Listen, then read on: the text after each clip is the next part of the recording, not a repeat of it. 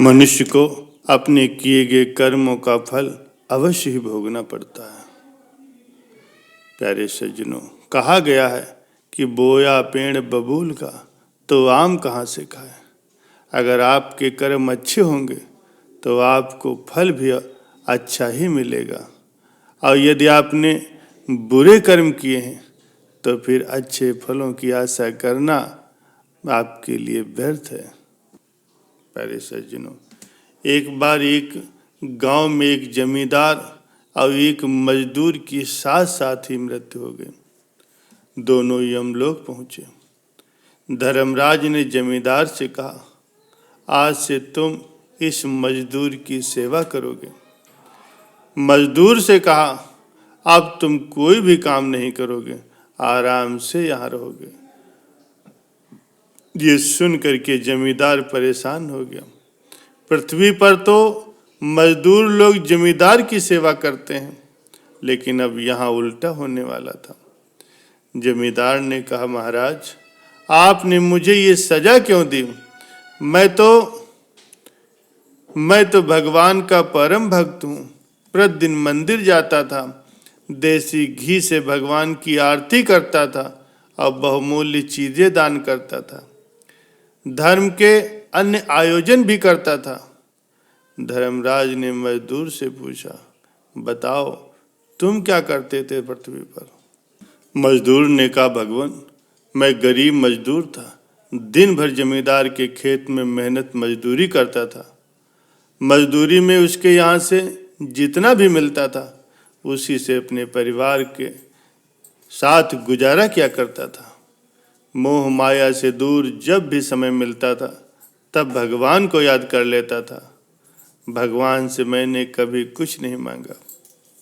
गरीबी के कारण प्रतिदिन मंदिर में आरती तो नहीं कर पाता था, लेकिन जब भी घर में तेल होता था तब मंदिर में आरती करता था, और आरती के बाद दीपक को अंधेरी गली में रख देता था ताकि अंधेरे में आने जाने वाले लोगों को प्रकाश मिल सके। धर्मराज ने जमींदार से कहा, आपने सुन ली इस मजदूर की बात। भगवान धन दौलत और अहंकार से खुश नहीं होते। भगवान मेहनत और ईमानदारी से कमाने वाले व्यक्ति से ही खुश होते हैं। ये मजदूर तुम्हारे खेतों में काम करके खुश रहता था और सच्चे मन से भगवान की आराधना करता था, जबकि तुम आराधना ज़्यादा धन पाने के लिए किया करते थे। तुम मजदूरों से ज़्यादा काम लेकर के उन्हें कम मजदूरी देते थे। तुम्हारे इन्हीं कामों के कारण तुम्हें इस मजदूर का नौकर बनाया जाता, ताकि तुम भी नौकर के दुख दर्द को समझ सको। प्यारे सज्जनों, मनुष्य के सुख दुख का कारण उसके कर्म है, न कि भगवान। मनुष्य जैसा कर्म करता है वैसा ही फल पाता है। ऐसा काम जिससे किसी का भला हो, उसके बदले में ईश्वर की व्यवस्था से उसे सुख प्राप्त होता है, और ऐसा कोई काम जिससे किसी का बुरा हो, उसे दुख मिले, तो उसके बदले में भी मनुष्य को दुख भोगना पड़ता है। ईश्वर पूर्ण रूप से न्यायकारी है। वो किसी की सिफारिश नहीं मानता, न ही वहाँ रिश्वत चलती है।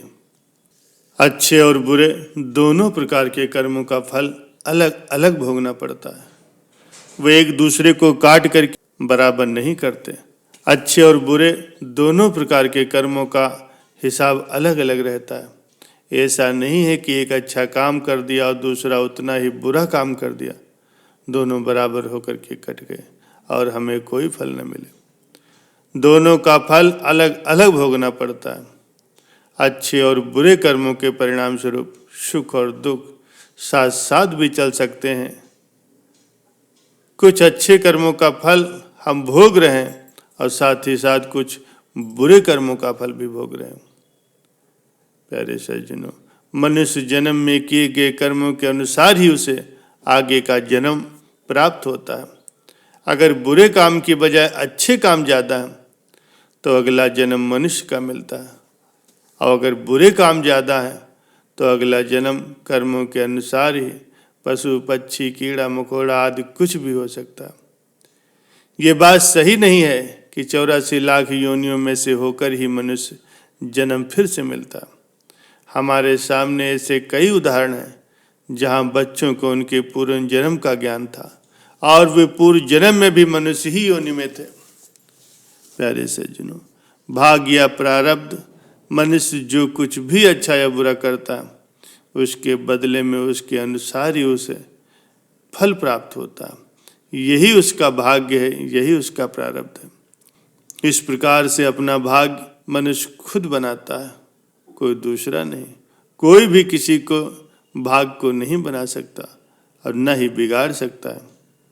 किसान ने खेती करके जो फसल घर में ला करके रखी है ये उसका भाग्य है और उसकी मेहनत का फल है।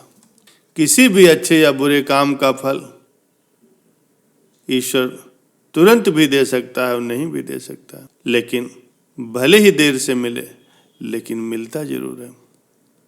प्यारे सज्जनों, जैसे माता पिता अपनी संतानों को बुरे कार्यों से हटा करके अच्छे कार्यों में लगाने की कोशिश करते हैं, वैसे ही ईश्वर भी करता है। जब मनुष्य कोई बुरा काम करता है तब उसके अंदर से भय, शंका, लज्जा महसूस होती है, उसके अंदर आत्मग्लानि होती है। लेकिन जब कोई अच्छा काम करने लगता है तो उसे आनंद मिलता है, उत्साह मिलता है और अलग प्रकार की खुशी महसूस होती है। ये दोनों प्रकार की भावनाएं ईश्वर की प्रेरणा से होती हैं। कर्म का फल करने वाले को ढूंढ ही लेता है, इसमें किसी और का सहारा नहीं होता, न मित्रों का साथ मिलता है, न घर परिवार वाले मदद करते हैं। कर्म फल की प्राप्ति में कोई कमी या अधिकता नहीं होती।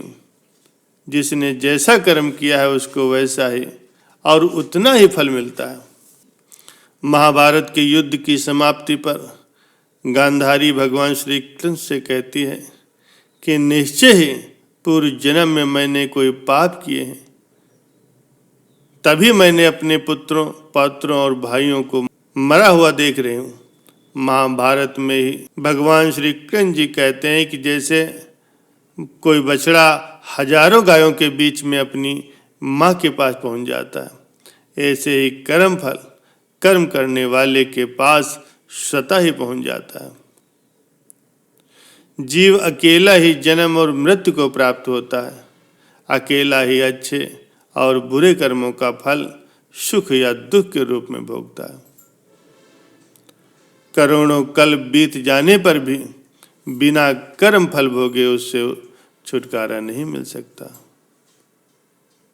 प्यारे सज्जनों, हमारे सुखों और दुखों के लिए परमात्मा उत्तरदायी नहीं है, बल्कि हमारे अच्छे बुरे कर्म ही उत्तरदायी।